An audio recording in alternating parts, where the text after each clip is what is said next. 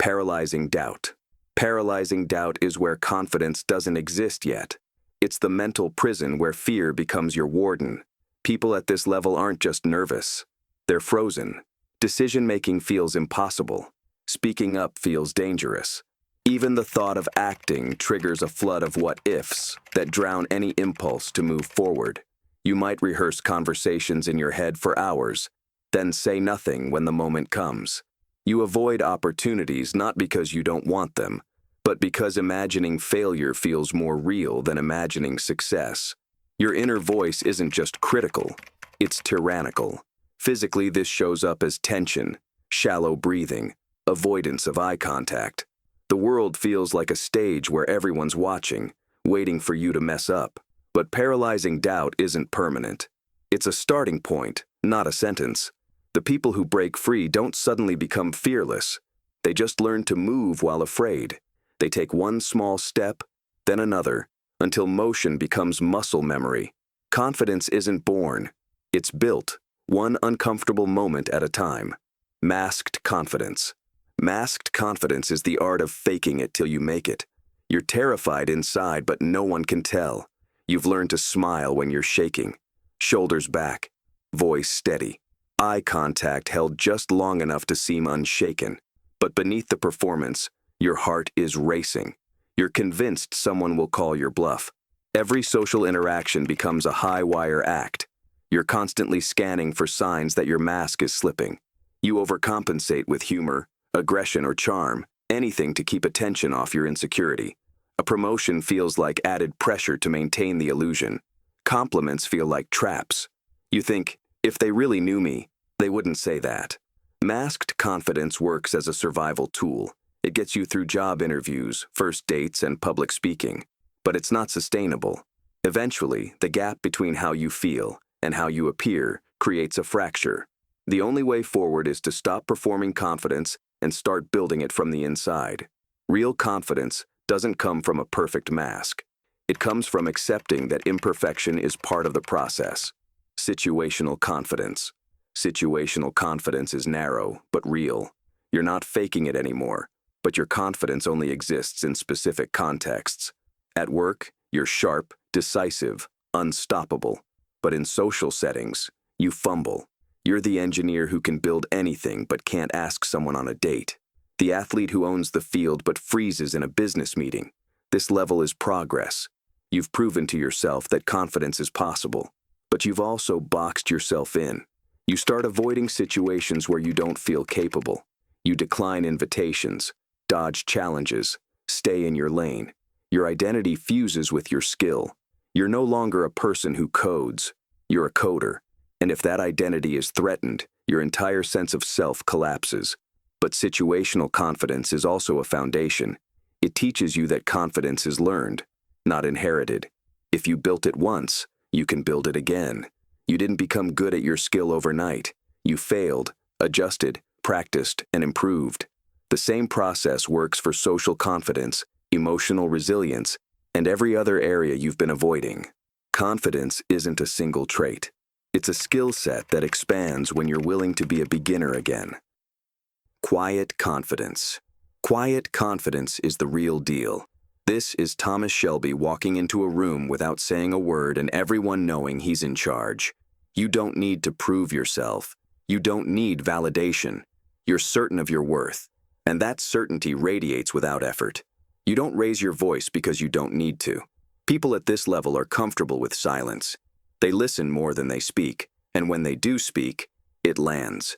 There's no anxiety in their pauses, no fidgeting, no need to be liked by everyone. Your actions match your values.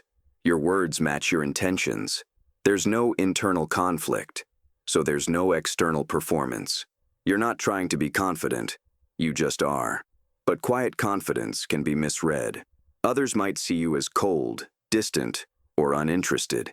In loud, performative cultures, you might get overlooked.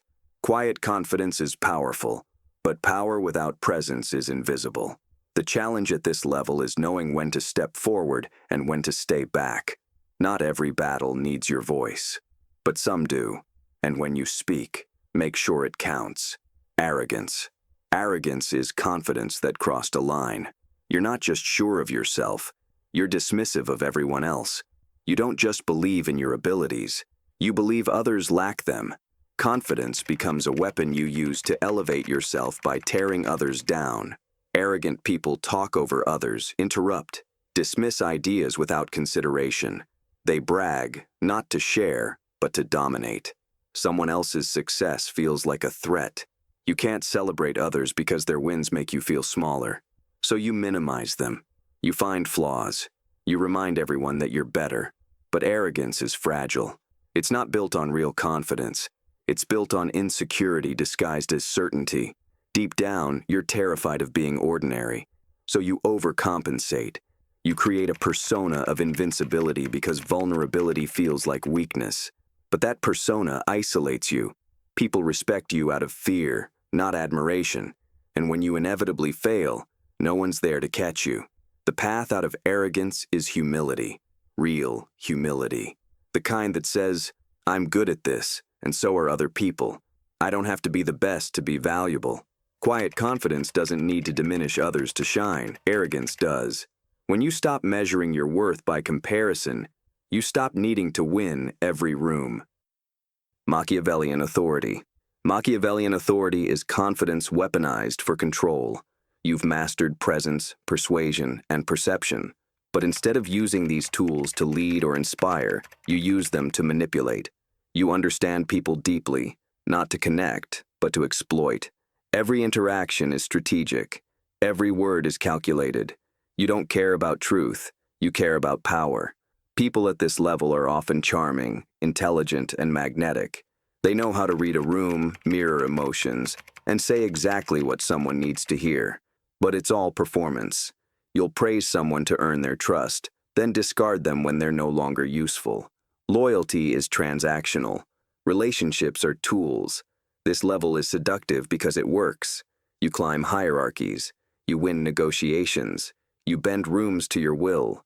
But the cost is your humanity. You stop seeing people as people. They become pawns.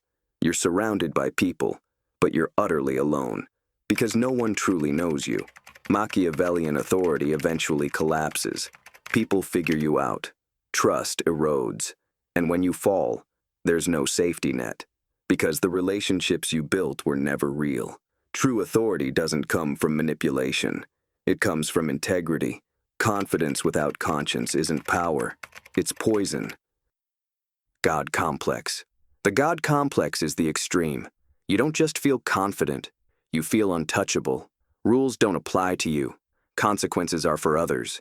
You've convinced yourself that you're not just better than most people, you're beyond them, above morality, above judgment, above reality itself. This isn't confidence anymore. It's a delusion. You make reckless decisions because you believe you can't fail. You dismiss criticism as jealousy. You ignore warnings as ignorance. Feedback doesn't register because you've stopped listening to anyone but yourself. You might surround yourself with yes men who reinforce the fantasy, or isolate entirely, believing no one is worthy of your presence. People with a God complex often crash spectacularly. They take risks no rational person would take. They burn bridges, alienate allies, and break laws. And when reality finally hits, when the invincibility shatters, the fall is catastrophic, because they never built the humility, the self-awareness, or the relationships needed to recover. The God complex is a cautionary tale. Confidence is powerful, but unchecked, it becomes dangerous. The highest form of confidence isn't believing you're beyond limits. It's knowing your limits and respecting them. Real strength includes vulnerability. Real wisdom includes doubt. The most powerful people aren't the ones who think they're gods. They're the ones who know they're human and act accordingly. I'll be making more videos like this soon. Subscribe to see them.